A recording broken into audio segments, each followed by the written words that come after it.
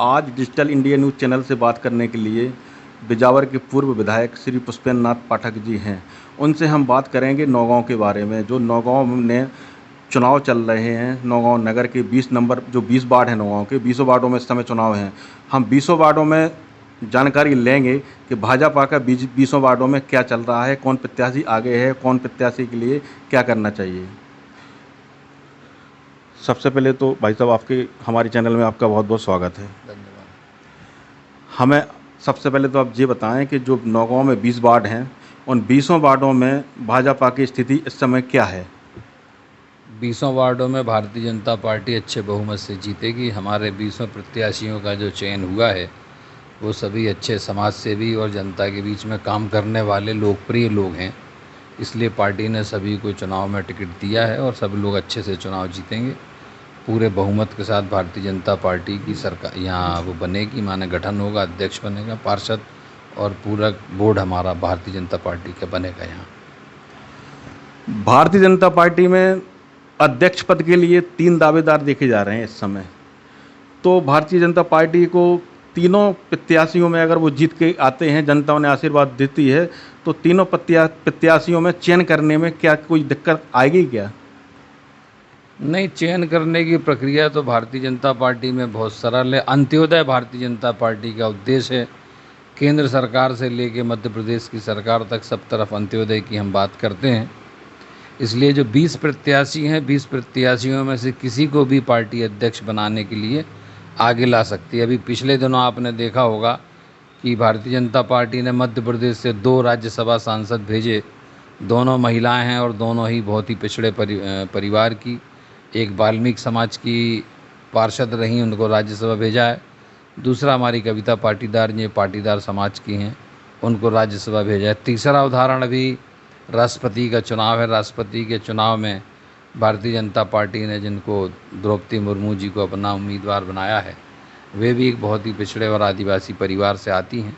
इस तरह से आप ये देखें कि भारतीय जनता पार्टी में अंत्योदय को फोकस में रख के काम करने की प्रथा है।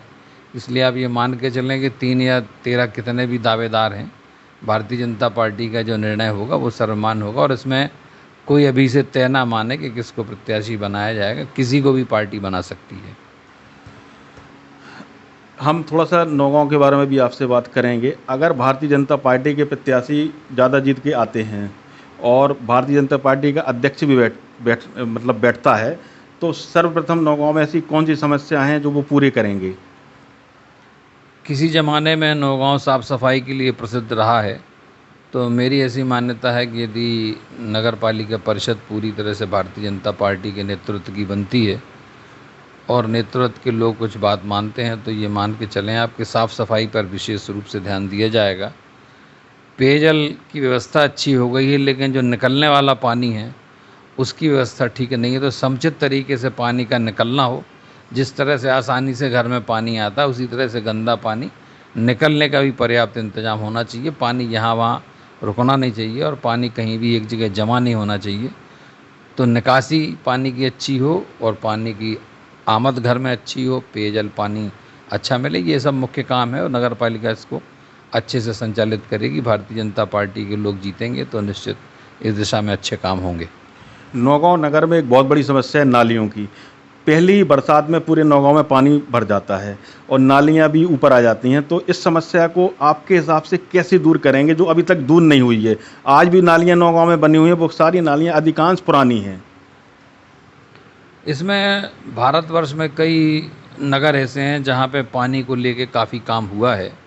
पानी का ड्रेन आउट सिस्टम कई जगह ऐसा बना है जहाँ बिल्कुल भी पानी बर्बाद नहीं जाता, वो पूरा पानी स्टोर करते हैं। तो इस तरह की तमाम चीज़ें हो सकती हैं। गंदा नाला है या हमारी कुबेर नदी, इन दोनों में कई नाले मिलते हैं। उनका ट्रीटमेंट यदि हो और पानी ट्रीट करके वापस उसमें डाला जाए तो साफ़ पानी वहाँ मिलेगा। इस तरह के कई काम हैं। इसके लिए विशेषज्ञ लोगों की ज़रूरत पड़ेगी और विशेषज्ञ लोग यदि बुलाएं, केवल नगर पालिका ही अपने आप में अपने इंजीनियर से काम ना ले। हर काम के एक्सपर्ट हैं हिंदुस्तान में, उन सबकी सेवाएं लेनी चाहिए। और वो चाहे पानी की निकासी का मामला हो, चाहे पेयजल का मामला हो, चाहे सड़क का मामला हो, चाहे यहाँ और ज़्यादा वृक्षारोपण करने का विषय हो, सबके लिए अलग अलग एक्सपर्ट हैं। मैं उम्मीद करता हूँ कि भारतीय जनता पार्टी का बोर्ड बनेगा तो सभी प्रकार के विशेषज्ञों को बुला के हम नगर में अच्छा काम करने की कोशिश करेंगे।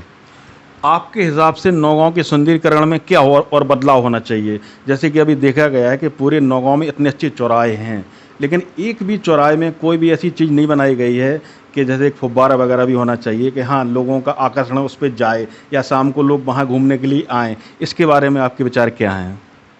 एक तो सबसे दुर्भाग्यपूर्ण काम ये हुआ कि पिछले 2-3 साल से यहाँ प्रशासक रहे, कोई सरकार नहीं रही, स्थानीय जनप्रतिनिधि नहीं रहे, तो अपने मन से नगर पालिका ने शासन की राशि का दुरुपयोग करके ऊटपटांग तरीके से पट्टियाँ बना दी, कहीं हाईवे को ख़राब कर दिया, बगल की सर्किट हाउस की रोड ख़राब कर दी, जो इतनी चौड़ी रोड थी, जो जाने वाली थी वहाँ चरखारी जोड़ने वाली रोड, उसको सकरा कर दिया। कुल मिला के पैसों की शासन की निधि का बहुत दुरुपयोग हुआ है। अब जो भी निधि आएगी या शासन से जो कुछ भी मदद भारतीय जनता पार्टी की सरकार को या भारतीय जनता पार्टी की नगर परिषद को मिलेगी, तो नगर पालिका परिषद अच्छा काम करेगी। और उसमें मुख्यतः विस्तार की दृष्टिकोण से यदि देखा जाए तो पार्क, जो विकसित पार्क हैं, उन पार्कों को अच्छा घूमने लायक और उनमें कुछ खेल कूद के मैदान, बच्चों के लिए एक्टिविटीज़ बढ़ानी चाहिए। हमारा स्टेडियम जो है, स्टेडियम को थोड़ा और अच्छा करके उसमें इतना इंतज़ाम हो कि घूमने फिरने के साथ साथ बच्चों को व्यायाम करने की भी आदत बनी है, उसमें थोड़ा विकास हो। और पानी का जल स्तर ठीक रखने के लिए एक तालाब भी यहाँ होना चाहिए, ऐसा हमें लगता है। उसके लिए एक्सपर्ट्स की मदद लेके देखेंगे कहाँ क्या हो सकता है। हमसे जो बनेगा वो हम करेंगे। एक बार अपन फिर चुनाव की बात करते हैं। 20 वार्डों में भाजपा के प्रत्याशी हैं, तो आपकी तरफ से उन प्रत्याशियों को जिताने के लिए क्या प्रयास किए जाएंगे? हमें कोई विशेष प्रयास करने की ज़रूरत नहीं है, सभी वार्डों में हमारा जाना हो रहा है। विशेष करके जहां हमें बुलाया गया या कहीं और आवश्यकता हुई तो वहां भी जाना हुआ है। कुछ लोगों को बिल्कुल हमारी ज़रूरत नहीं होगी तो वहां हम नहीं जाएंगे, लेकिन जहां बुलाया गया वहां हम जा रहे हैं। कुछ जगह हमारे बागी खड़े हो गए हैं, उनको बिठाने का काम, उनको मनाने का काम, इस तरह के काम हैं। अभी चुनाव में अभी समय है, वोट डलने के पहले पहले तक स्थितियों को अनुकूल करके हम 20 वार्डों को जीतने की कोशिश करेंगे और जीत। आपने बागियों की बात की है, तो कुछ वार्ड ऐसे भी हैं जो बहुत ही अच्छे वार्ड थे बीजेपी के, लेकिन वहाँ पर बीजेपी के ही बागी प्रत्याशी के रूप में खड़े हो गए हैं। अब उनको क्या पार्टी की तरफ से मनाने का कुछ काम वगैरह होगा क्या? पार्टी के प्रत्याशी वही हैं जो पार्टी का सिंबल लेके आए हैं, इसके अलावा कोई पार्टी के प्रत्याशी नहीं है। जो लोग खड़े हैं वो पार्टी के प्रत्याशी अब नहीं कहलाएंगे, वो बागी ही रहेंगे। तो ऐसे लोग जिन्होंने पार्टी से बगावत की, उनको पार्टी कोशिश करेगी कि बैठाला जाए। नहीं बैठते हैं तो कोई बात नहीं है, पार्टी में नहीं है। डिजिटल इंडिया न्यूज़ की तरफ से आप नौगांव नगर वासियों को 13 तारीख को जो मतदान होना है, उसके लिए क्या अपील करना चाहेंगे? हम तो एक ही निवेदन करेंगे सबसे कि भारतीय जनता पार्टी को वोट दें। भारतीय जनता पार्टी के पार्षद जीतेंगे तो हम भारतीय जनता पार्टी के अध्यक्ष बनाएंगे। अध्यक्ष बनेगा तो दिल्ली की सरकार, मध्य प्रदेश की सरकार और स्थानीय सरकार मिलकर विकास के सब काम करेंगे। नगर की साफ़ सफाई को लेके जो कुछ भी अच्छा काम होना चाहिए वो सब करेंगे। जो कुछ भी हमने नगर के लिए अच्छा सोचा उन सबको करने की सामर्थ्य हम में आएगी, ताकत हम में आएगी। इसलिए एक बार निवेदन है कि भारतीय जनता पार्टी को सभी लोग वोट दें। आप थे हमारे साथ पूर्व विधायक बिजावर से पुष्पेंद्र नाथ पाठक जी, जिन्होंने अपनी बात पूरी मजबूती के साथ रखी। धन्यवाद।